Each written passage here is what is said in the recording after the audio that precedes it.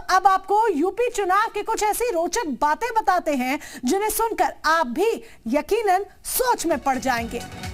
जरा ध्यान से सुनिए। धामपुर सीट से बीजेपी के अशोक कुमार 203 वोटों से जीते हैं। बहुत कम अंतर, 203 वोट से। साहिबाबाद से सुनील कुमार शर्मा की बात करें तो 2,14,835 वोट, एक बड़े अंतर से वो जीते। 26% प्रत्याशियों पर आपराधिक केस दर्ज है। बावजूद इसके लगातार देखिए बीजेपी को बहुमत मिली। चुनाव में अमीर प्रत्याशियों की जो संख्या थी वो लगातार बढ़ी। एक से एक अमीर इस चुनावी मैदान में देखे गए। सीएम योगी के खिलाफ ज्यादा, अखिलेश के खिलाफ कम प्रत्याशी देखे गए। 301 विधायक दोबारा चुनाव लड़े। 301 विधायक ऐसे थे जिन्होंने दोबारा चुनावी मैदान में किस्मत आजमाई। कांग्रेस ने सबसे ज्यादा, बीएसपी ने सबसे कम महिलाओं को टिकट दिया। निर्दलीय प्रत्याशी मोमिन अहमद 92 साल की उम्र में चुनाव लड़े। 30 करोड़ का कर्ज, फिर भी चुनाव लड़ा, चुनावी मैदान में उतरे। प्रयागराज से 21 प्रत्याशी थे जिन्होंने चुनावी मैदान में किस्मत आजमाई। तो ये वो रोचक बातें हमने आपको बताई जो इस बार विधानसभा चुनावों में देखने को मिली।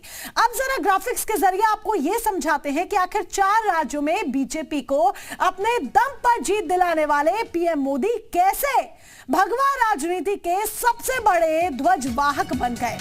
अपने चेहरे पर 4 राज्यों में पीएम मोदी ने जीत दिलाई है। ब्रांड मोदी का जादू जनता के सर चढ़कर बोला है। भगवा राजनीति के सबसे बड़े ध्वजवाहक पीएम मोदी बन गए हैं। मुश्किल चुनाव में भी नैया पार लगाने की क्षमता पीएम मोदी रखते हैं। गोवा में मोदी की बदौलत ही जीत की हैट्रिक देखने को मिली है। इसके अलावा अपने दम पर पीएम मोदी ने मणिपुर में भी कमल खिलाया है। इतना ही नहीं, उत्तराखंड में कमजोरी भी ताकत में तब्दील की है पीएम मोदी ने। और अपने दम पर चुनाव जीतने की क्षमता रखने वाले प्रधानमंत्री नरेंद्र मोदी ने 4 राज्यों में जीत दर्ज की।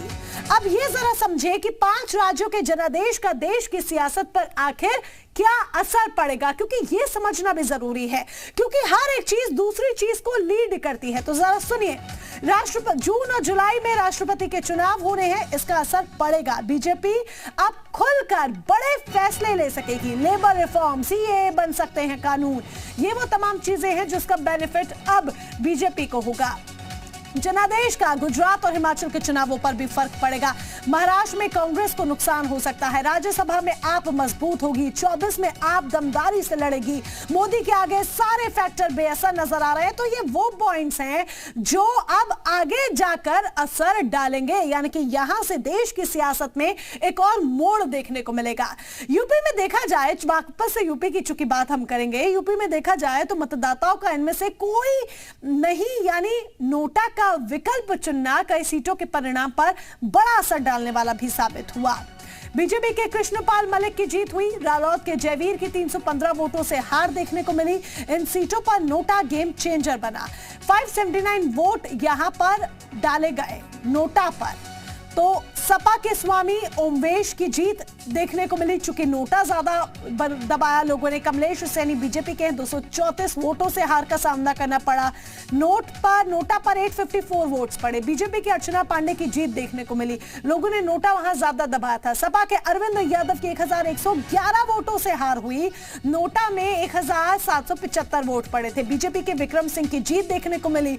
357 वोट से सपा के राजेश यादव की हार हुई। नोटा में 1091 वोट पड़े थे। तो ये वो तरीका हम आपको बता रहे हैं, वो पॉइंट्स हम आपको बता रहे हैं जिसके जरिए कुछ सीट्स ऐसी रही जहां पर नोटा भी गेम चेंजर साबित हुआ। वक्त